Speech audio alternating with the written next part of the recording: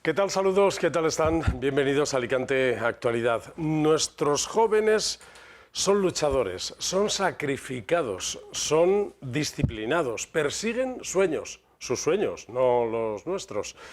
No es verdad que los jóvenes de hoy sean pasotas, no tengan interés y quieran vivir del cuento. Hombre, esto le gustaría a cualquiera si pudiese ser. Pero yo me declaro un fan incondicional de los jóvenes de hoy en día.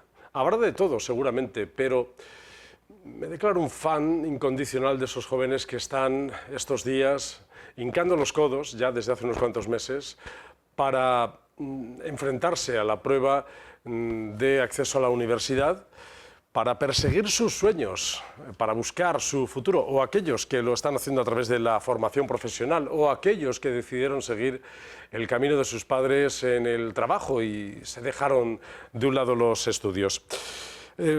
Aunque hablen raro, digan, ya lo sé, nuestros hijos dicen aquello de bro y tal, esto es pro, es decir, hablan de una manera rara que a veces ni les entendemos. Nos llaman a los padres, se dirigen a nosotros como mi viejo y cosas de ese tipo, es verdad, pero todas las generaciones tienen sus acepciones de vocabulario. Hoy los jóvenes me merecen a mí todo el respeto. En estos días, martes, miércoles y jueves, se están enfrentando a una de las pruebas, los jóvenes universitarios, a una de las pruebas más importantes de su vida. Así que mucha suerte en los PAU, mucha suerte a los emprendedores que también ponen en marcha negocios, mucha suerte a todos los jóvenes de los que me declaro fan, a pesar de que a veces también les criticamos de vez en cuando, pero es cierto que la mayoría son chavales, chicos y chicas excepcionales. No hablaremos de esto hoy, tenemos otras cosas, porque es verdad que tenemos asuntos en nuestra agenda que pasan por hablar de los depósitos del puerto, de los presupuestos municipales y otros asuntos. Si les apetece, bienvenidos. Comenzamos Alicante Actualidad.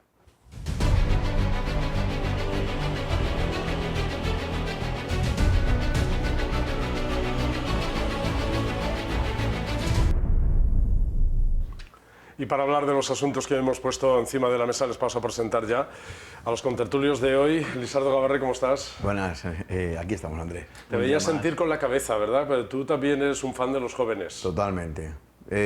Sin juventud no hay España. Literal, nos guste o no nos guste.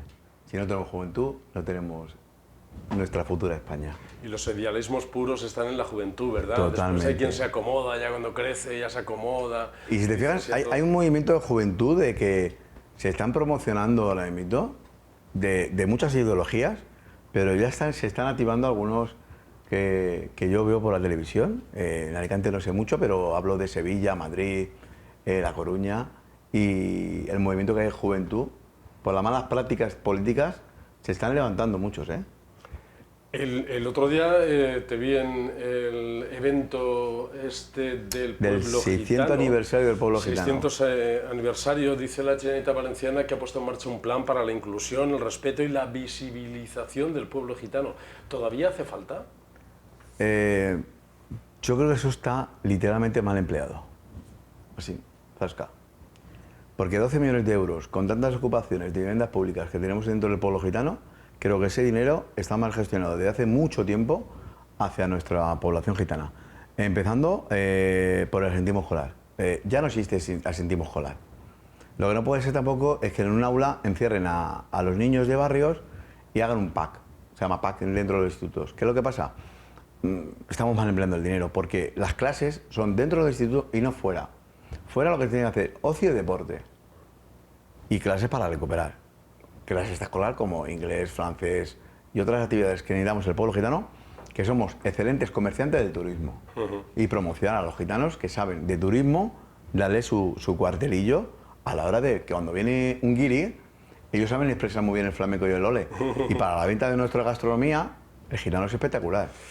Hay de todo, es verdad, no se puede generalizar con todo, pero es cierto que tenéis en las venas ahí unos cuantos genes para la comunicación. Para la comunicación es y para las impresionante. relaciones públicas que van fenomenales. Aquí está la otra parte de la mesa, está Laura Segovia. ¿Cómo estás, Muy Laura? buenas, muy bien. Sí que me gusta hablar de los jóvenes. ¿Tú también te declaras fan de los jóvenes? Sí, sí, soy madre de 2 jóvenes. Y el año pasado mi hijo se presentó a las pruebas estas y los dos, mi hija ya pasó hace 2 años por ello, hace 3, y fue el peor año de sus vidas. Lo recuerdan como un año con un estrés, una presión, porque son a veces todavía no están maduros para decidir lo que quieren y sienten ahí y que tengo que estudiar y me lo juego todo y si estoy mal arruino mi vida.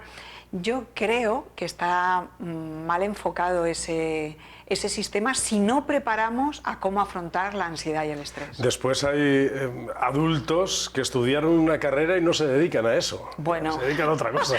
Yo también. ¿Para qué estuve yo ahí tanto tiempo estudiando y estudiando? No, el estudio nunca ocupa lugar, ocupa tiempo, pero lugar no. Sí, así es. Bueno, vamos a felicitarles a los jóvenes que andaban nerviosos esta mañana en este primer día del examen de la prueba de acceso a la universidad. Mucho nervio, estoy como que no me lo creo aún, son muchos años que han pasado y ya era como que lo veía muy lejos.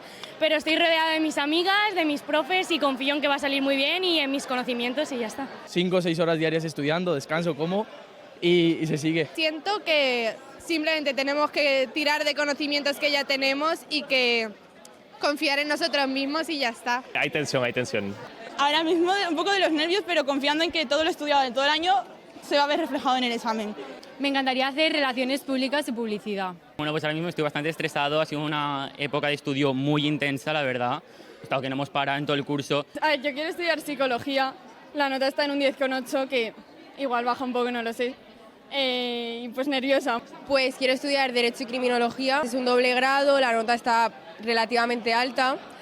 Y pues la verdad es que sí que siento presión. Estoy a estudiar Política y Sociología. La verdad es que estoy muy nerviosa. Son valientes, los jóvenes son valientes. Llevan ahí estudiando un tiempo. Yo a veces cuando veo a estos jóvenes estudiar tantas horas, tiene que haber otra práctica de mejorar el estudio porque cuando salgan la carrera tienen que volver a aprender. Sí, es verdad, después la práctica, Sí. hace falta mucha práctica. Es que el estudio debería de ser de cómo aprender a aprender.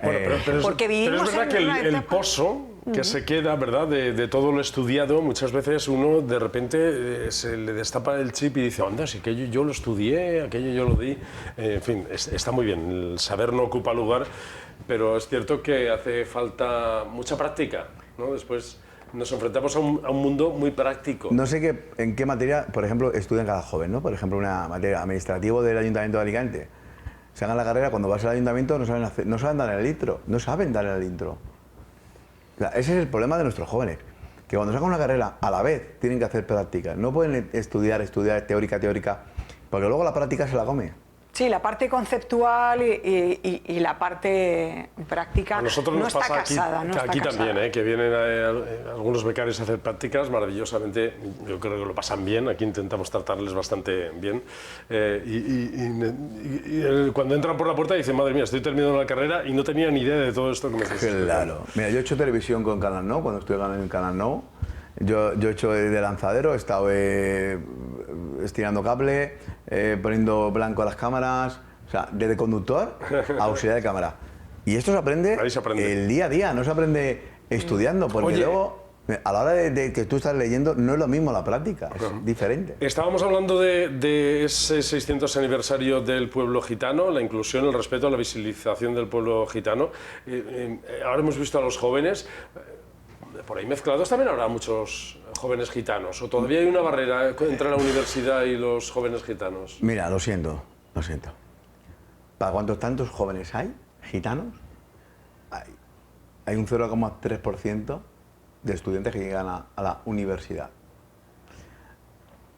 Es un fracaso, miren por donde lo miren. Por mucho que lo quieran dibujar en papel, es un fracaso en el sistema educativo del pueblo gitano. ¿Pero eso por qué? ¿Porque no se ha conseguido captar cuáles son No, las porque a la hora de la prioridades verdad, de la administración pública, no tenemos una plaza de justicia dentro de la administración. Por ejemplo, voy a poner lo de los musulmanes en las tierras del cementerio. Ajá. Es un privilegio que tienen ellos, que les ha concedido el ayuntamiento. Bueno, el Ayuntamiento de Elche se lo ha denegado, ¿eh? No me alegro, pero es la igualdad de todo. El Ayuntamiento de Elche ha dicho que no, que todos iguales. Que ¿Sabes, todos no? iguales. Del cementerio No, que no han lo sé. pedido un espacio particular y se lo han concedido. de las comunidades musulmanas para enterrar a sus fallecidos de una manera determinada, mirando a la Meca, ¿no? Estas cosas que hacen. Y el Ayuntamiento de Elche lo ha denegado. Ha dicho aquí todos por Aquí igual. todos con nuestras normas, Vale. ¿no? Ya. Yo no es que hable en voz mía, hablo en voz de muchos cristianos evangélicos de Filadelfia, y nosotros tenemos un problema con el tema de los tanatorios, que está encima de la mesa, que voy a empezar yo a trabajar, especialmente mi persona, porque si ellos tienen ese privilegio, solamente queremos velar a nuestros difuntos 24 horas, como español. Todo hijo español quiere velar a un difunto 24 horas. Que hay gente que con las ideas europeas y no europeas y que les da igual todo, a nosotros no, la gente de valores y de principios no nos da igual. Entonces nosotros tenemos un problema dentro de las iglesias evangélicas que nadie se da cuenta, pero cuando tú llevas el féretro a una iglesia evangélica, que es una cosa cuadrada con 4 paredes, hay que desinfectar posterior al velatorio. No se hace. Tema sanidad no se hace. Entonces, nosotros a través de el responsable actualmente Vicente Amador y el secretario es Ricardo Díaz Moreno, yo se lo he puesto encima de la mesa y vamos a empezar a hacer enmiendas. A veces hay pequeños detalles que son los que hacen fallar la integración. Y son pequeñas cosas que tienen que ver con la cultura, con las costumbres. Eso se solventaría con un diálogo, con una buena comunicación, con una puesta en la mesa, interesarse por los problemas. ¿De qué hablasteis el otro día con Carlos Mazón? Porque te he visto ahí en la foto con Mazón. Fue uno de los principales argumentos que Ricardo Díaz Moreno le recriminó, es el tema de los tanatorios, ¿no? Que pagamos todos lo mismo, pagamos el seguro y me estás cobrando lo mismo velarlo en mi iglesia que como si estuviera en el tanatorio. Y es lo que tampoco vemos, que si eso lo hacen, pues que por lo menos en vez de costar 7.000 euros cueste 2.000. ¿Es necesario que las administraciones intervengan en la integración? Mira, la integración del pueblo gitano nace también por ese particular, porque cuando Filadelfia diga cierra las puertas de las iglesias para poder ver a los difuntos, se puede esto volver un caos. Porque al final es de naturaleza velar a un difunto. Entonces, uno de los lamentos más fuertes del pueblo gitano son nuestros difuntos. Hay que respetarlos sí o sí. Y luego, 12 millones de euros. ¿Me puedes decir en qué se gastan 12 millones en un programa del pueblo gitano de la Consellería Valenciana? Si se consiguiera, ¿no? Es verdad que cuando intervienen las administraciones es mejor que intervengan para escuchar que no para porque luego ese dinero, organizar. ¿dónde se queda? ¿Dónde se queda? En todos los pasos que hay, porque este es el que vela por el coordinador del no sé qué, tenemos a veces un exceso de burocracia y se habla con 12 millones para no sé cuánto, 9 millones para no sé qué. Oye, ahora que hablamos de dinero y de proyectos, ya sabéis que andamos preocupados por el puerto de Alicante porque hay una empresa que tiene licencia ambiental para instalar allí, de momento, 6 macrodepósitos de combustible, pero el Ayuntamiento de Alicante le ha denegado la licencia de obras porque dicen que el proyecto es más grande que el terreno disponible. Lo cuenta esta mañana Manuel Villar. Una vez que el puerto nos confirmó los metros, porque claro, nosotros tenemos el proyecto, pero no tenemos, una vez que consultamos con la autoridad portuaria, se nos dicen los metros de los que disponen, y ante esa divergencia entre los metros de los que dispondrían y los metros del proyecto, se les ha requerido para que aportasen un nuevo proyecto o algún tipo de alegación. Ha pasado el plazo que se le dio, no han contestado, no han presentado nada y automáticamente lo que se ha hecho es denegar esa licencia de obra. Actualmente la licencia de obra está denegada y es como cualquier persona que presente una licencia de urbanismo. Una vez que se deniega, pues en nuestra opinión tendrá que empezar un procedimiento de nuevo. La que tuvieron está en función de un proyecto. Ese proyecto ha sido denegada la licencia y por tanto nosotros entendemos que ya no se puede conceder. A efecto del ayuntamiento, para nosotros está zanjado. Para nosotros está zanjado. Tú, Laura, que tienes más conocimientos jurídicos, ¿tú crees que...? Es que este tema es buenísimo, es el claro ejemplo de cómo la administración tiene tanto poder que puede paralizar lo que sea. Porque mírate, porque no están los metros, porque están los metros, pero no cuadrados, no cúbicos, no tal. Entonces, efectivamente, cuando no hay una voluntad de la administración, y así lo ha declarado en varias veces el gobierno de Alicante, el alcalde ha dicho varias veces delante de nuestros micrófonos, no se va a instalar un... Ya buscaremos lo que sea. Bueno, es que la justicia y la administración está para eso, para colar por ahí.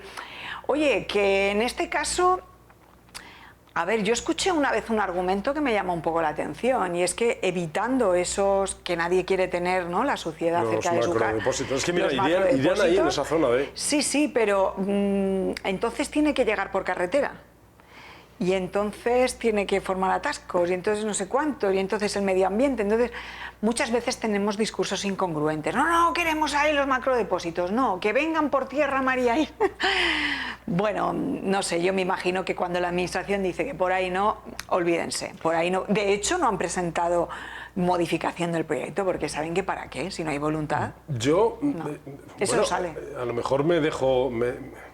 no sé, ser así de ingenuo, probablemente lo soy, sí. Pero no sé si me lo creo que de repente esta jugada que ha hecho el Ayuntamiento de Alicante les ha salido bien, o ha habido alguna negociación interna que no conocemos. Yo de lo que no se ve podemos especular. Puede ser que se haya llegado a un acuerdo en que los otros no presenten modificación de proyecto, yo me pongo la medalla, tú te vas para allá y te llevas... No lo sé, pero eso solo pasa en las películas. Se supone que hay transparencia, ¿no? ¿Sí? Transparencia política, ¿de dónde va nuestro dinero? Lisardo, tú que conoces un poco más los entresijos, ¿puede ser que el Ayuntamiento de repente haya descubierto la tecla mágica para hacer que una empresa que lleva 15, 16 años peleando en esto, pierda la posibilidad de instalarse en el puerto de Alicante por este detalle? Hombre, ya que digo, ¿qué defiende el caldo? Bueno, a lo mejor es que es verdad, soy mal pensado o no sé, a ver, ¿cuántos puestos de trabajo generaría? No lo sé, no sé cuántos puestos directos o indirectos, ¿no? Indirectos muchos. Pero es lo que dice Laura, ¿son necesarios? Si se ponen ahí o se ponen en otra parte. Entonces vamos a otra ciudad. Son como las cárceles, nadie quiere que le pongan una cárcel, y de repente la riqueza llega a otra ciudad. El tema es, ¿queremos industria o queremos turismo? Es que fíjate, estas imágenes las tomamos el otro día que fuimos a Tabarca. Yo estoy enamorado de Alicante, ¿eh? Yo estoy enamorado de Alicante. Pero la imagen del puerto, fíjate, son esas dos imágenes están muy cerca la una de la otra. Sí. La industrial... Y la del turismo. Y la del turismo. Es decir, pero al final, Alicante se tiene que decidir con una ciudad de algo. O queremos turismo o queremos industria.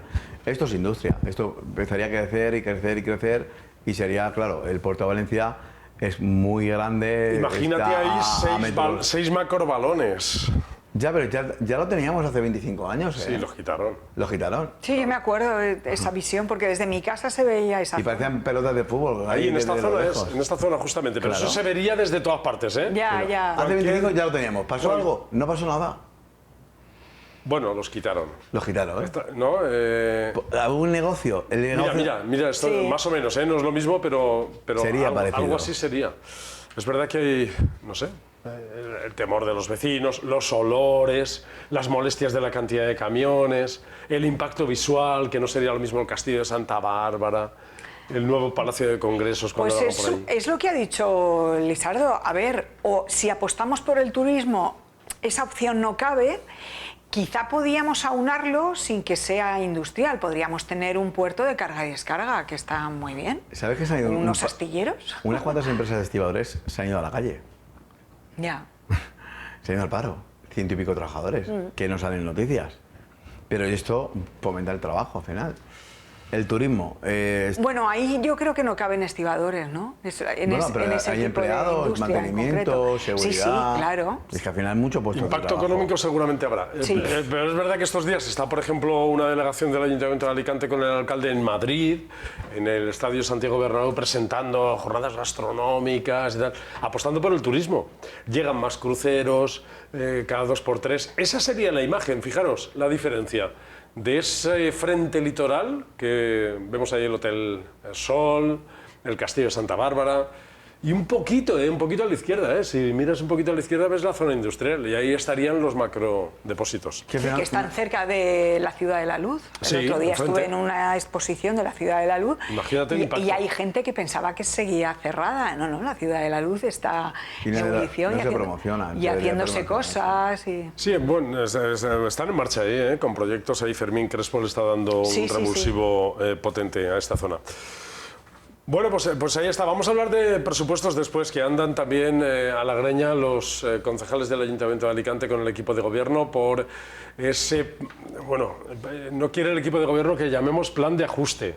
Dicen que es un plan de estabilización financiera o algo así, ¿no? El lenguaje también es importante, aunque la oposición dice plan de ajuste, porque nos vais a subir los impuestos y vamos a tener que pagar más. La zona azul, algunas tasas y algunas cosillas así. Pero Vox ha dicho que no, ¿no? Vox se ha molestado porque Vox había pactado con el equipo de gobierno bajar el IBI. Y han dicho que les han mentido a ellos. Y les han mentido. Ahora lo veremos. Pero antes dejadme que os presente este nuevo proyecto de Catral Group, que es una empresa de la provincia de Alicante. Fijaros, ahora que estáis pensando seguramente poner en vuestra terraza, o tenéis amigos, Willy, yo sé que tienes algún amigo que tiene algún hotel, sí, algún establecimiento hotelero. Laura, tú que también te dedicas a la inmobiliaria y que estás asesorando a algunos empresarios para darle un toque un poco más humano y personal a sus establecimientos.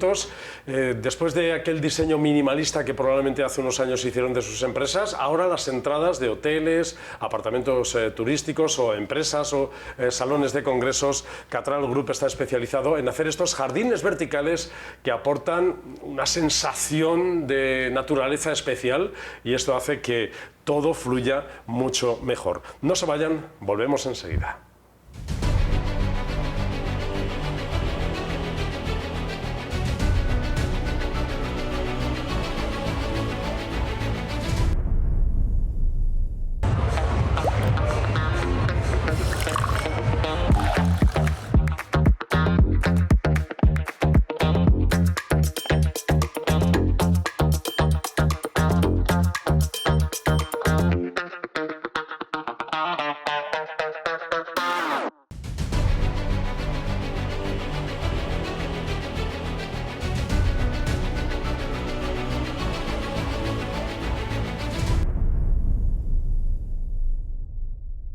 La provincia de Alicante es una tierra de emprendedores. Las empresas suelen ser de tamaño pequeño, hay mucha microempresa, pequeña y mediana empresa, pymes que van creciendo, algunas que se exteriorizan y empiezan con gran expansión, con procesos de exportaciones, pero muchas de ellas tienen en común en que comienzan siendo empresas familiares y van traspasando las generaciones a través de la propia familia, y se convierten precisamente eso, en empresas familiares que van perdurando en el tiempo. De esto conocemos mucho en la provincia de Alicante, empresas fabricantes, exportadoras, comerciantes, de todo tipo. Hoy vamos a hablar precisamente de ese denominador común que tienen las empresas familiares y de las características que forman parte de estas empresas familiares. Hay una asociación en la provincia de Alicante, que es la más antigua de España, que engloba a las empresas familiares. Es AEFA, la Asociación de Empresa Familiar de la provincia de Alicante. Está con nosotros Maite Antón, que es la presidenta de AEFA. Hola Maite, ¿qué tal? Pues hola Andrés, y además encantada de estar aquí contigo, porque voy a decir una cosa en antena que me da mucho gusto, y es que eres un gran profesional, te sigo, y me encanta escucharte cómo planteas las cosas, así que para mí es un placer estar hoy aquí contigo. Muchas gracias, Maite. Mi primera pregunta es, fíjate qué obviedad, pero ¿qué es AEFA y por qué existe AEFA y por qué se tienen que hacer socios los empresarios de esta asociación? Pues mira, en efecto, lo mejor es empezar con el qué y el para qué. La realidad es que en nuestra provincia el 94% de las empresas son familiares. Algo más que a nivel nacional, que es el 92%, pero vamos, un pelín más solamente. Además, el 85% del empleo privado parte de estas empresas y más del 80% del valor añadido bruto, que es un poco el indicador del PIB. Creo que ya de por sí estos valores cuantitativos son demoledores como para tener claro la importancia que tienen las empresas familiares. Pero además hay otras características de tipo cualitativo que son tan, o te diría que incluso más importantes. Esto es la visión a largo plazo de estas empresas familiares y el arraigo a nuestro territorio. ¿Y en qué se convierte eso? Pues en la necesidad de perdurar. Eso lo que conlleva es el cuidar todo nuestro entorno y aparte ese arraigo significa que las decisiones se toman pensando en la tierra que nos rodea y que aparte pues está en el ADN de todas las empresas familiares pues esa ayuda social, cultural, etcétera, que bueno, al final define la empresa familiar incluso por la Unión Europea como un bien a preservar y el verdadero motor económico y social de nuestra provincia. Las empresas familiares comparten entre sí, después cada una es diferente a la otra, pero ese componente emocional que hace que uno probablemente tenga mucho más empeño porque esto lo fundó mi abuelo o porque esto mi padre lo puso en marcha. En efecto, eso es una gran fortaleza, porque al final se traduce en que son más resistentes, resilientes, porque pones toda la carne en el asador, ¿no? Y a la pregunta que me hacías de AEFA, pues tiene también mucho valor el hecho de que al final muestra cómo es la provincia de Alicante. Ese ímpetu, esa siempre acción de emprendimiento, visionaria, pues nos llevó a que, pues gracias a Manuel Peláez Castillo, un gran empresario familiar, un visionario además, e implicado en todo lo que le rodeaba, junto con 32 empresarios familiares, en 1995 se había creado hacía 3 años el Instituto de la Empresa Familiar, que recoge a las 100 empresas familiares más importantes de España, pero él, con una gran visión, se dio cuenta de que lo que hacían en el IEF, que era precisamente ayudar a las empresas a que siguieran, a que fueran más fuertes, a que hicieran ese traspaso generacional, pues había que llevarlo a todo el territorio y que además también el hecho de que todo el territorio estuviera también apoyando al Instituto de la Empresa Familiar le daría más importancia a la hora de, bueno, pues ante las administraciones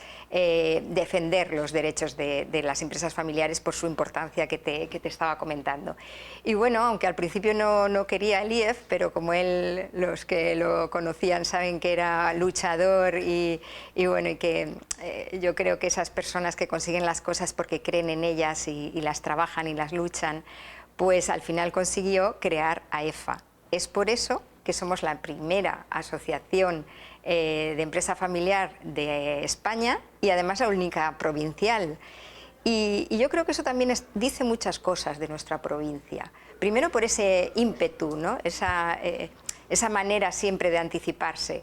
Y luego porque no hay que olvidar que al final estamos representando un tejido empresarial muy diverso, que somos la única provincia de España que de las 88 CENAES está representada con empresas buenas en 84, y luego esta dispersión geográfica que es maravillosa porque implica una riqueza extraordinaria, pero que también está al mismo tiempo es su debilidad, esa dispersión. Y que, bueno, creo que cuestiones como las que la semana pasada se dieron con ese acto en San Vicente del área Elche-Alicante funcional, precisamente como palanca de toda nuestra provincia, pues creo que también son muy importantes y AEFA siempre ha estado reivindicando esa provincia, pero desde el punto de vista de vertebrarla por lo que son sus 9 maravillosas comarcas. Las empresas que forman parte de AEFA no necesariamente tienen similitudes. Les une aquello de que son empresas familiares, pero algunas pueden ser compañías multinacionales que estén exportando al mundo entero, otras solamente pequeños comercios que se dediquen a un área geográfica muy estrecha, pero sí comparten incluso con esas distancias tan grandes en su configuración, comparten algunas problemáticas similares. Claro, esa es la gran... Algunas soluciones similares. Exacto, esa es la grandeza de nuestra asociación, el hecho de que sea multisectorial, que hay empresas de absolutamente todos los sectores y al mismo tiempo de todos los tamaños y de todas las comarcas, pero que en efecto nos une, nuestros sectores, el ser empresa familiar. Y en efecto, al final, todos nos encontramos en las mismas situaciones, a pesar de que cada familia y cada empresa es diferente, pero las situaciones con las que nos encontramos pues son las mismas.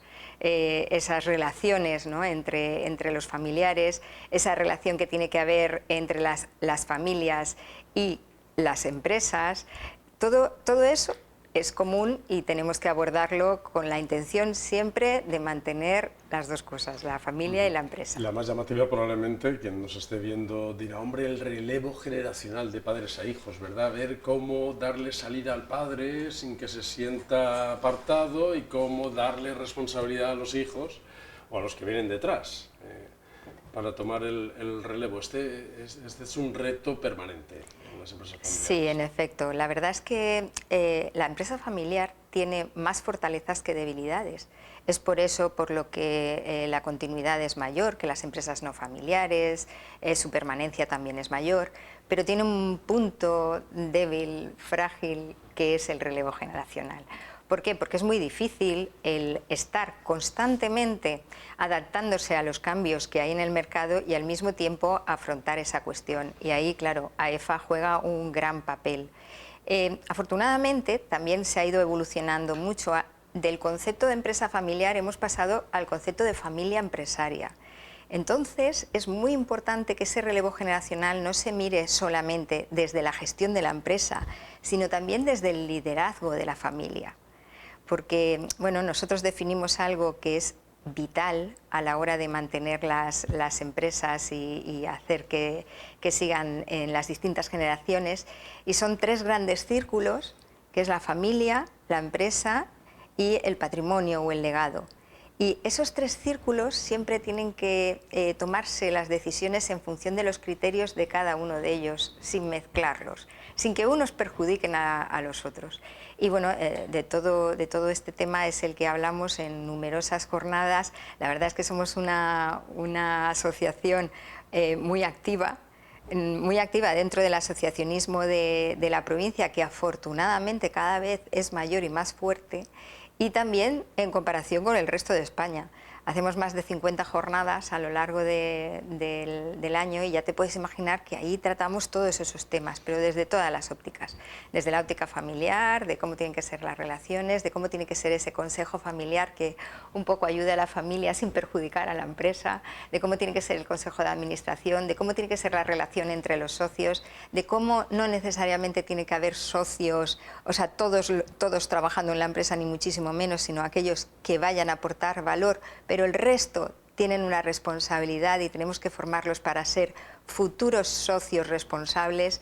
Y bueno, la verdad es que hay un gran trabajo y que también es muy gratificante por lo que estábamos diciendo, porque no tenemos que olvidar que una de las funciones sociales más importantes que tiene la empresa familiar es el empleo, y por eso es fundamental el mantenimiento y la continuidad de las empresas, porque con ellas va todo ese empleo con lo que supone de proyectos individuales, familiares, etcétera. Claro, estás hablando, Maite, de manejar muchas emociones, egos, protagonismos personales que a veces hay que aparcar a un lado para dejar pasar al siguiente, especialmente en las sucesiones, ¿no? O en las incorporaciones, como decías, de la familia a la propia empresa. Y esto es un espejo, porque me imagino que la empresa que de repente se asocia a EFA, entra, plantea y pone encima de la mesa precisamente estas cosas. Exacto. De las que estáis hablando vosotros todos los días. Exacto, porque mira, yo siempre me gusta un compañero que decía, mira, esto que estamos tratando hoy, fuese el tema que fuese, es algo que o te ha pasado, o te está pasando, o te pasará. Entonces, bueno, es así. Muchas de las empresas que acuden a la asociación, pues es porque se encuentran en ese momento, a veces porque incluso, desgraciadamente, han tenido experiencias en generaciones anteriores pues negativas y quieren aprender para hacerlo mejor en esta ocasión. Claro, aquí no hay fórmulas mágicas, o sea, eso es así, porque como te iba diciendo, cada familia es diferente. Pero sí que es verdad que, por una parte, grandes colaboradores que tenemos de consultoras, de empresas especialistas, que nos asesoran, o sea, que nos informan. Luego, importantísimo lo que yo llamo terapia de grupo, el ver que, bueno, pues que eso que te está pasando a ti pues le ha pasado a otros o le está pasando y cómo lo han resuelto. Además es una asociación en donde siempre desde sus inicios, y eso es uno de sus valores fundamentales, ha habido mucha sinceridad. O sea, nos decimos las cosas tal y como son porque desde la naturalidad creo que es desde donde se pueden buscar mejor las soluciones. Y claro, pues al final es un punto de encuentro que además con todo este tiempo se ha ido nutriendo de, por ejemplo, pues grupos en paralelo como es el Fórum de AEFA, que son las nuevas generaciones, los más jóvenes, que también necesitan ese punto de encuentro, de reflexión, de que te digan, bueno, pues esto es así, mira a ver cómo está pasando en tu caso. Y porque, como yo siempre digo, ¿no? Pues tus amigas del colegio, del instituto, de tal, con las que tienes confianza y tal, no están viviendo estas mismas circunstancias, entonces no saben lo que es incorporarse a una empresa, que a lo mejor tengas que tratar con primos, que en ese momento no te llevas bien con tu madre, pero menos mal que está tu primo o tu tía o tu... Y todas esas cosas, el compartirlas, el decir cómo lo he hecho yo cuando me he incorporado, qué problemas he tenido, qué frenos, cómo estaban los equipos... Todo eso es fabuloso.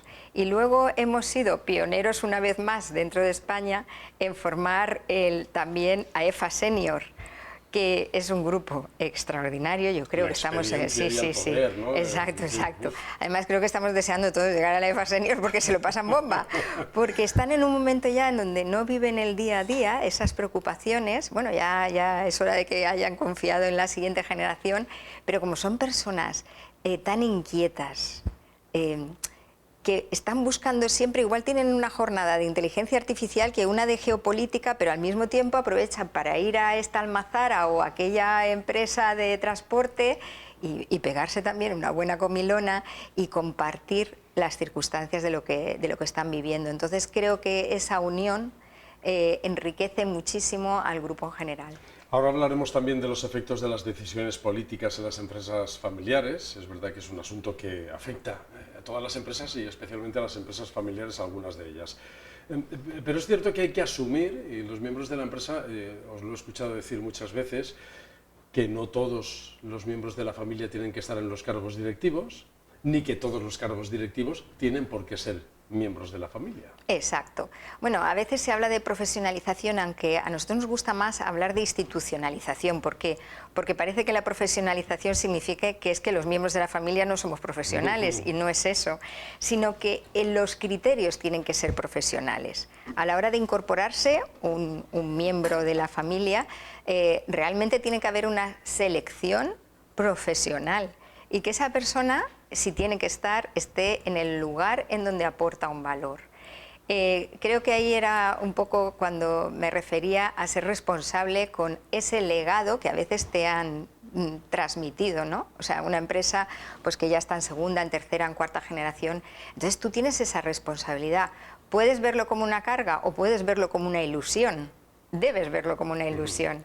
Debes pensar en todo lo que le rodea. También otra cosa muy bonita de las empresas familiares es esa filosofía de considerar a todos parte de la familia. Y eso no significa que no pueda haber conflictos dentro de las empresas, porque lógicamente los hay igual que las hay en las familias, pero si ves las cosas desde el punto de vista del cariño, pues las cosas normalmente se solucionan muchísimo mejor, ¿no? y dejan además menos heridas por el camino. Esa es la filosofía que transmitimos a través de AEFA y que en efecto cada vez pues hay protocolos, que lo de menos es que sea un protocolo o no, el caso es que las ideas estén claras, que se sepa que las personas que entran en la empresa tienen que aportar, y que si no tienen un papel también importante dentro de la familia empresaria. Creo que todo esto ha evolucionado mucho. Estamos nosotros inmersos en un tema de gobierno corporativo, que es lo que ayuda a saber quién tiene que estar en cada uno de los sitios de gobierno, de los órganos de gobierno, y es interesante, apasionante, y lo más importante es que afecta a todo nuestro entorno. En tiempos convulsos, con la polarización política al orden del día, Desde AEFA, ¿qué le pedís a los políticos? ¿Qué tienen que tener en cuenta en un tiempo en el que también se frivoliza o se demoniza mucho a los empresarios? Antes hemos dicho el 94% de las empresas en la provincia de Alicante son empresas familiares, por lo tanto este es un contexto que hay que tener en cuenta. Pues mira, dos cuestiones al hilo de lo que comentas. Primero, que una de también las funciones básicas de la asociación es precisamente visibilizar la figura del empresario familiar y dignificarla. Porque yo lo digo muy a menudo, pero a veces parece que nos hemos quedado en pensamientos ahí del ideario popular, ancladas, no sé si en el siglo pasado o en el anterior, ¿no? Con esa controversia y ese enfrentamiento entre trabajadores y empresarios, que eso ya, bueno, es más arcaico. O sea, esa situación ya es que no existe cuando tú vas a las empresas. Hay personas, para empezar, con diferentes responsabilidades y que, bueno, pues que tienen que ser consecuentes con esas responsabilidades. Pero hoy en día son equipos que trabajan por un proyecto común, ¿no? Y eso es una labor que tenemos que hacer y que hacemos gracias a vosotros, ¿no? A los medios de comunicación que nos dais voz como en este momento. Luego, respecto a los políticos, nuestra opinión es que, para empezar, los políticos son muy necesarios, son imprescindibles. Y creo que, desafortunadamente, lo que últimamente no es correcta es la manera de hacer política. En este mismo acto que te comentaba de la semana pasada, en donde había 6 alcaldes de distintos municipios. Es un ejemplo de consenso, precisamente, ese escenario. Exacto. Y bueno, yo me he quedado con ganas de aplaudir al alcalde en concreto de Aspe, que pues con total naturalidad ha dicho que ya estaba bien de pensar, si yo estoy hablando con la alcaldesa que también estaba de Santa Pola, si estoy hablando con una alcaldesa de este partido o del otro. No, estoy hablando de la alcaldesa de un municipio con el que quiero relacionarme y da igual de qué partido sea. Pues yo creo que la sociedad civil, de la que también se habló por Manuel de Santes, como siempre extraordinario, creo que la sociedad civil ahí tenemos algo que hacer también. Porque si empezamos a criticar a los políticos, a los empresarios, a los medios de comunicación, a todo lo que se mueve, pues al final no estamos haciendo nada en positivo para cambiar. Yo creo que lo que tenemos que decirles a los políticos día sí, día también, es, oye, nada de ese corto plazo, porque claro, ese es uno de los puntos fundamentales de las empresas familiares, la visión a largo plazo. Y pensad que a los ciudadanos les da igual el partido, el color, etc. Lo que quieren es aumentar en su calidad de vida y en sus posibilidades.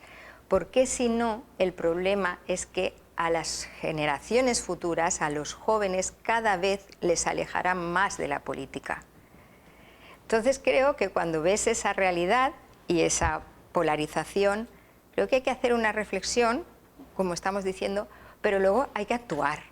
En el instante siguiente hay que actuar y decir, oye, no, voy a ir junto a este para conseguir esto otro, para tal, que luego ya sabemos que evidentemente hay intereses particulares en todo, en las personas, en las empresas, en los municipios o en los partidos, pero saber para qué existe creo que es fundamental.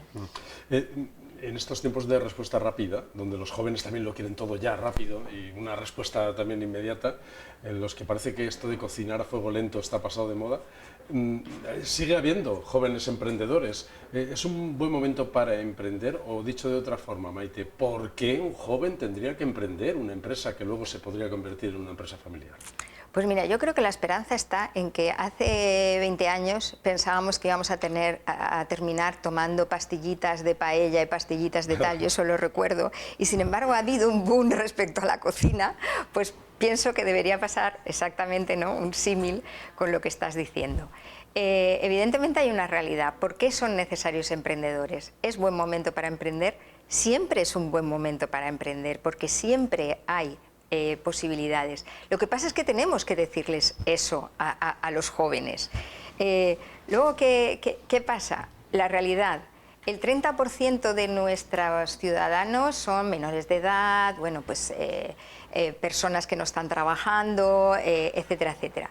El otro casi 30% entre parados, funcionarios, etcétera. Con lo cual, solamente hay un 30% de actividad generadora. ¿Qué significa eso? Que a la larga, o cuando ves las últimas estadísticas del empleo generado, en donde el máximo empleador son las administraciones públicas, pues es evidente que eso no es sostenible. Entonces, bueno, pues si queremos de verdad ser sostenibles en el tiempo, hay que crear actividad.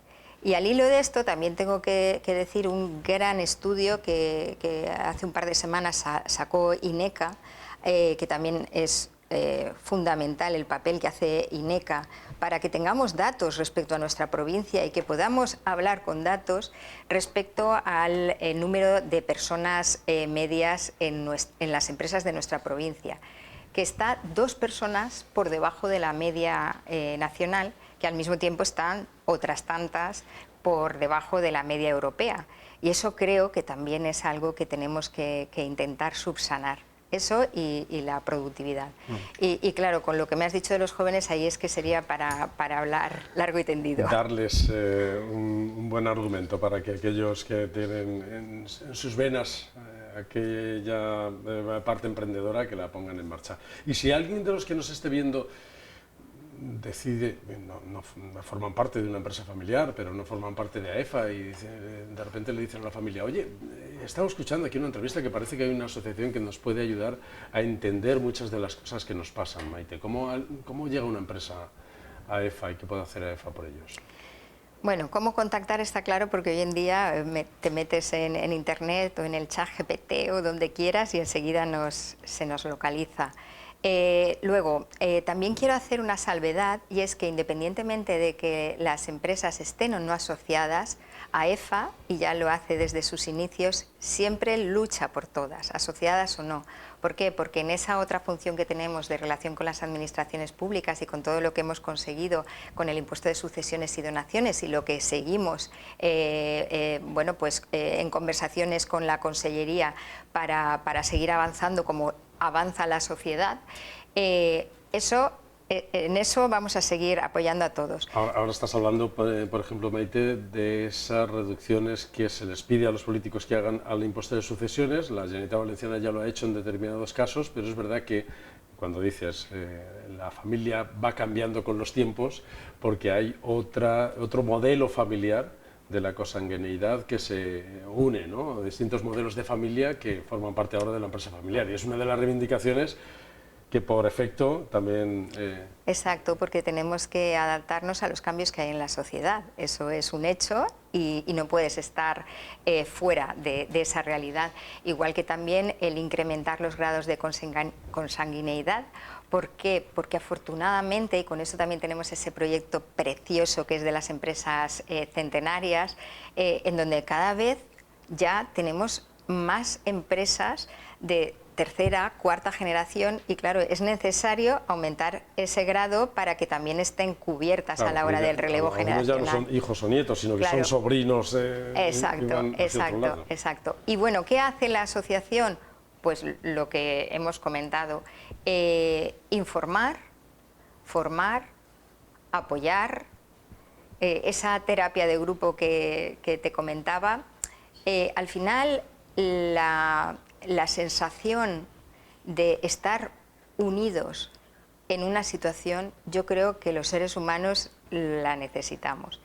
Y también es verdad que muchas veces esas personas que tienen esa responsabilidad dentro de la familia empresaria, pues a veces se encuentran solos, porque bueno, pues es más fácil tener un asesor fiscal o un asesor de temas de materias primas o de tal, que de algo, pues bueno, que en efecto es más la parte humana y familiar, y en AEFA se tiene todo. Los asesores técnicos están muy bien, Pero es verdad que los emocionales que han pasado por los mismos baches, las mismas carreteras y los mismos túneles, pues probablemente dan mejor, han visto las preocupaciones de cerca, que son las mismas que comparte.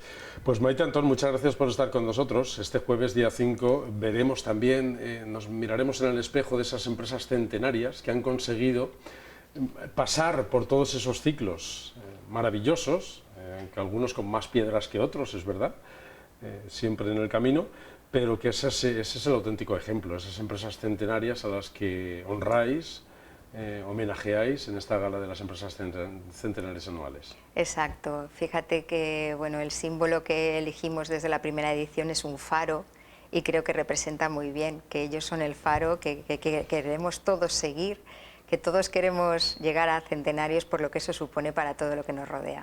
Muchas gracias, Maite Antón. Gracias a vosotros, encantada. Ya lo saben, AEFA es la Asociación de la Empresa Familiar de la provincia de Alicante, donde seguramente se van a ver reflejados todos aquellos que tienen empresas compartidas con la familia, con todos esos asuntos que manejan cotidianamente. No se vayan, volvemos enseguida.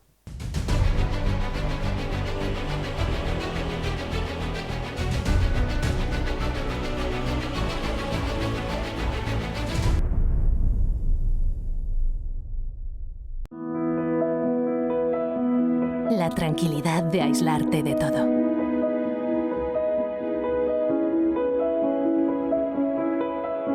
La seguridad de disfrutar del calor de tu familia sin importar lo que ocurra afuera.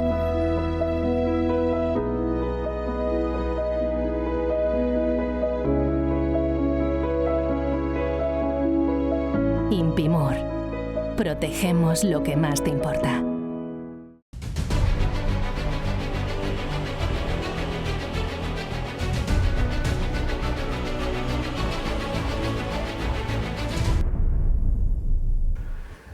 El interventor del Ayuntamiento de Alicante ha puesto entre las cuerdas al equipo de gobierno por un informe donde le saca las vergüenzas por haber gastado 27 millones y pico más de lo establecido en algunos organismos autónomos. Y después ha puesto el foco de la sospecha también en algunas facturas, que dice que podría haber indicios de fraccionamiento de facturas. El equipo de gobierno se está defendiendo, buscando los informes para explicar esta situación. En primer lugar, el portavoz del equipo de gobierno, Manuel Villar, habla de esa regla de gasto y ya le ha venido a decir a Vox que no van a bajar el IBI, como habían pactado para aprobar los presupuestos, pero que dice Villar que no puede ser. Por parte del equipo de gobierno ya ha habido, al menos se les ha explicado al Grupo Vox las circunstancias y lo que intentaremos es, bueno, pues que al menos lo entiendan. Yo, evidentemente fue una cuestión que estaba en el acuerdo y pues estas circunstancias posiblemente nos obliguen a tener que reconsiderarlo, pero evidentemente no se ha hecho ni mucho menos con idea de poner en mal lugar ese acuerdo. ¿Y qué dice Vox? Pues lo que tú has dicho antes de la entrevista con Maite, que ha dicho Vox que no está de acuerdo, le pide al equipo de gobierno que mantenga esa rebaja del IBI y sobre todo que cierre, dice Vox, los chiringuitos que tiene abiertos, que es donde se les ha ido el gasto en este presupuesto. Consideramos que ha sido una tomadura de pelo por parte del equipo de gobierno y del propio alcalde, que no se ha dignado ni siquiera a una llamada a este grupo, aun a pesar de tener el informe de intervención desde el 30 de abril de este mismo año y en el cual han estado trabajando durante un largo mes, y no fue hasta este viernes pasado cuando nos enteramos cuál era el plan de ajuste y el plan económico financiero.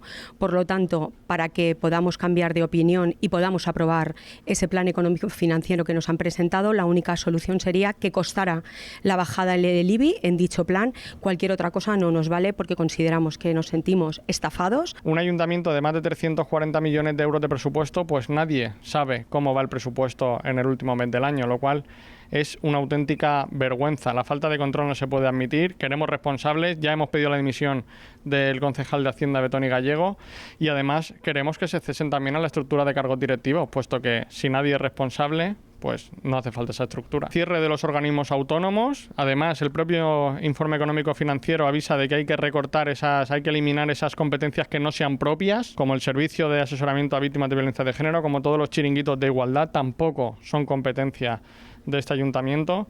Y el problema lo tienen ellos. Nosotros ya dijimos que no íbamos a tolerar el recorte de ninguna de nuestras propuestas en el Pleno y acordadas por los dos partidos. Ellos se tienen que buscar la vida. Nosotros, me remito a las palabras de mi portavoz, todo lo que no sea que la bajada del IBI esté dispuesto en ese informe económico financiero, que al final es lo que tiene que aprobar el Ministerio de Hacienda, no nos vale en absoluto. Se sienten engañados. Digo yo, pera, no manzana, como acaba de decir la de Vox. Esto ya lo dije yo. Yo ya lo dije esto hace un año. Dice Vox que o baja el IBI el equipo de gobierno o no vuelven a hablar. Y pide la dimisión de Toni Gallego. De Toni Gallego, el concejal de Hacienda. Se está porque se han gastado 27 millones más de lo previsto en algunos organismos autónomos del Ayuntamiento de Alicante. Organismos autónomos. Sí. Es que esto, ya la verdad es que es un poco de descontrol. Y no solo no bajan el IBI, sino que no sé si os habéis fijado en vuestra factura de agua, que ha subido como el doble, porque hay una tasa ahí de canon de, pues ahora van a subir más tasas. Pues entonces, el ciudadano siempre estamos pagando más, como dicen algunos chiringuitos, o aquí se lleva mucho lo de los chiringuitos de playa. El plan del equipo de gobierno, ¿no?, es rascar donde pueda, y esto es subir las tasas. Implantar la zona azul, ese es uno de los planes también en otros barrios. Yo como ciudadano alicantino, y me considero alicantino a muerte, me parece vergonzoso que después de la pera y la manzana, que hablas de pera y manzana y pides la dimisión, posterior a todo esto, si no hay dimisión, no hay pera ni manzana, apruebes.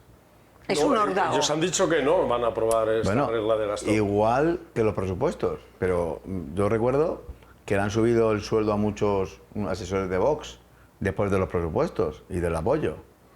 Espero que esto no sea para más, como, sí, yo te apruebo, pero me das a mí. Fíjate que dice... Pero protesto, quedo bien ante mi electorado y tal, pero luego te apruebo. Sí. El patronato de la vivienda, dice Mario Ortolá, que es el que habría que cerrar porque no es competencia del Ayuntamiento de Alicante, y así algunos otros.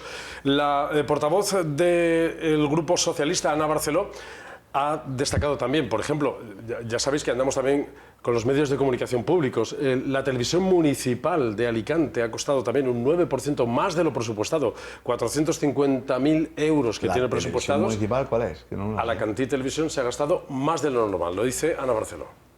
A lo largo de los folios en los que se desarrolla el plan económico se habla constantemente de la revisión de las ordenanzas, es decir, de las tasas y los precios públicos. Una revisión que no es a la baja, sino que será en todo caso al alza. Que, por cierto, hay otro organismo que también incumple la regla de gasto, que es la televisión. Alacantí también incumple la regla de gasto. Por tanto, el señor Villar y el equipo de gobierno, el señor Bercala, se tendrán que replantear qué va a pasar a partir de ahora. Pues ya lo ha dicho Ana Barceló, que la revisión de las tasas y los precios públicos, cuando se habla de un político habla de revisión, ¿qué hace? Lo sube. Sí, bueno, nunca he escuchado yo una revisión para abajo. Para baja, ¿no? Ya lo he dicho. Y es verdad que también en los organismos públicos, si se plantea, así que si Vox pide el cierre de los organismos públicos que no tienen competencia directa con políticas municipales, pues que vaya pensando en otros también. No vale, sé entonces, con esa misma regla de tres, el patronato de deportes tampoco es municipal. De deportes sí. Sí. Patronato de deportes. De deportes sí. Y ahora quieren cambiar el patronato a algo privado. No entiendo. Pues será una gestión de una concesión o algo así. Pero me refiero al patronato de la vivienda. Lleva razón, es que el patronato de la vivienda no es del ayuntamiento, lo tiene que gestionar una entidad que no es del ayuntamiento y no sabemos cómo se... Vamos, aquí vamos de lleno. Después Rafa Mas ha dicho, y la oficina antiocupas y la oficina de apoyo a la maternidad, todo eso tampoco son competencias municipales. Y Ana Barceló ha dicho, y la televisión tampoco es una competencia municipal. La televisión reivindico 12TV. Que no sé qué hacéis viendo otra cosa. Vamos. Bueno, entra en competencia, es verdad, entra en competencia desleal porque recibe una compensación a principio de año muy potente y luego resulta que si miras los datos de audiencia, pues nosotros duplicamos los datos de audiencia Eso, perdonadme, en cualquier y perdonad momento. la cadena de... no sé cómo se llama. Ni lo sabía. Ni lo sabía ni, No, yo ni tampoco la lo veo. veo. Bueno, nada, que no es Bueno, esto, yo... a ver. es verdad que tenemos ahí grandes compañeros Esto es Pepsi esto- Coca-Cola, No, no, pero uno tiene privilegios, es lo que dice Andrés, y otros no.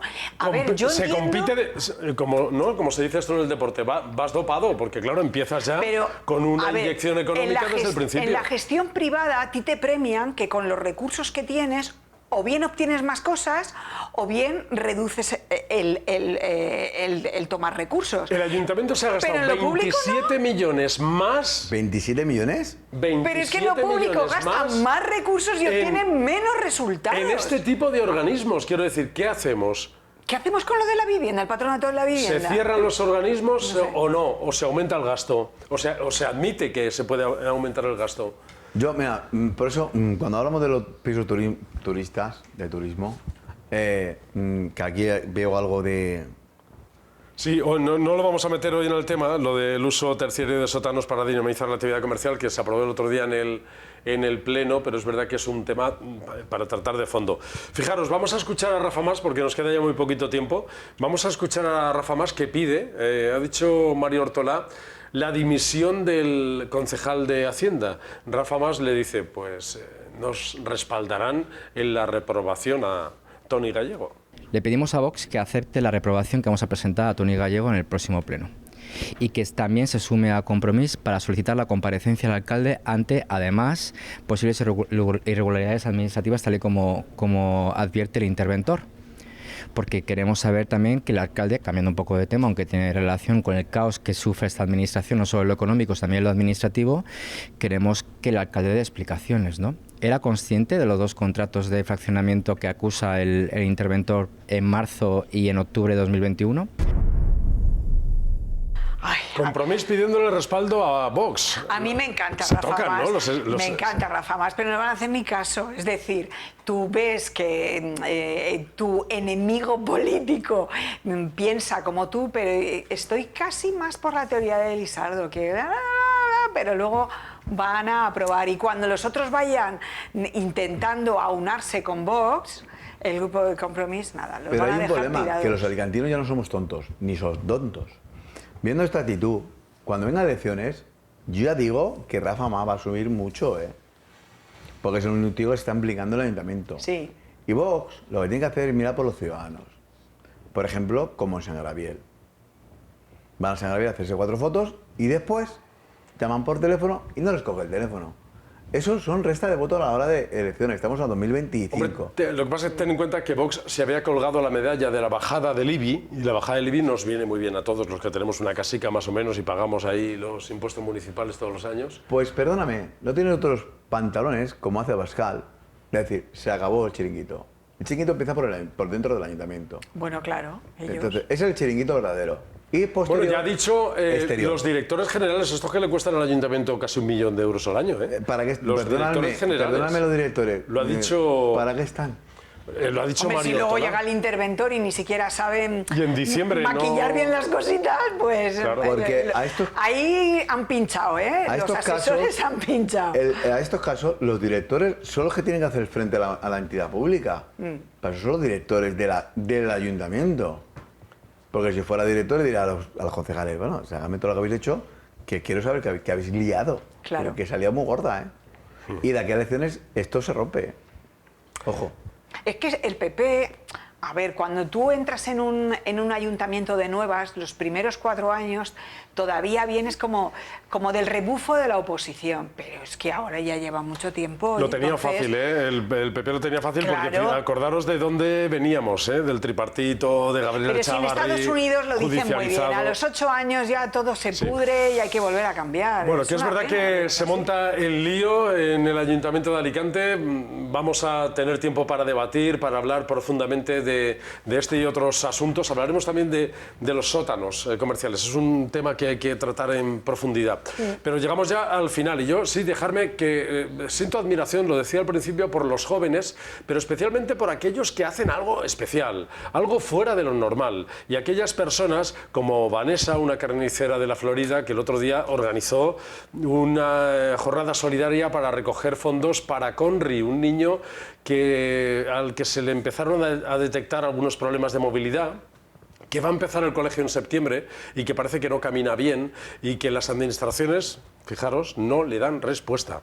Y necesita fisioterapeutas, necesita estimular sus músculos, aprender a caminar, aunque va a cumplir 3 años, pero necesita caminar para no quedarse agarrotado. Y ahí está Vanessa en las imágenes que puso en marcha. Iba a hacer 1000, después 1500 y al final hizo 1700 hamburguesas que vendió a 3 euros.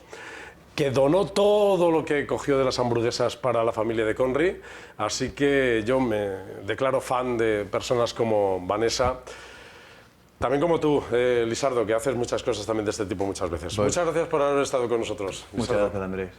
Es un placer y volver. Y vienen las hogueras, ¿eh? Y vienen las hogueras. Y estamos ahí, vamos a estar ahí, vamos a montar el raco de las hogueras de 12TV también esta temporada. Gracias, Lisardo. Gracias, Laura. Bueno, os yo dejaba encantada, espacio. No sé si queréis decir algo de lo de Vanessa. Pues mira, ¿qué te he sí, contado? que estas iniciativas y los jóvenes tienen un espíritu, y eso se demostró, por ejemplo, aquí en Valencia, en La Dana. Quienes más ayudaron fueron los jóvenes. La gente normal. Ellos necesitan una motivación, y es que muchas veces los dejamos a un lado, a una parte, como si ellos estuvieran todo el día. Algunos que dicen esto de tenemos Pero- 2 opciones, o nos sentamos y nos esperamos que las administraciones nos resuelvan los problemas, Imposible. o nos ponemos en marcha. Sí. Yo le quiero dar las gracias y la enhorabuena a Vanessa por esa iniciativa de gente normal que no depende de una administración pública para gestionar algo que es accesible y humano. Gracias, Vanessa. Claro. Y que los medios de comunicación lo recojan. Y al barrio La Florida, ¿eh? La Florida, en particular, fíjate. al barrio La Florida, 1800 porque bueno, y se sin su implicó vecino todo el esto mundo. no es posible, ¿eh? Sí, sí, es que ella además implicó a todo el mundo, la comisión de fiestas, los vecinos, y todo el mundo estaba allí el viernes por la tarde vendiendo hamburguesas, que yo le dije, pero Vanessa, ¿y eso quién lo paga? Y dice, bueno, eso ya lo veremos, ya yo con los proveedores, con el otro, Claro. en fin, ahí nos ponemos al final. Cuando uno hace una buena acción y causa ejemplo, enseguida la gente se aúna para ayudar. Cuando ve gente transparente, la gente se une. Sí. Gracias, Y Lisardo, noticias gracias, Laura. positivas. Gracias a ustedes también por su atención. Volvemos en el próximo programa.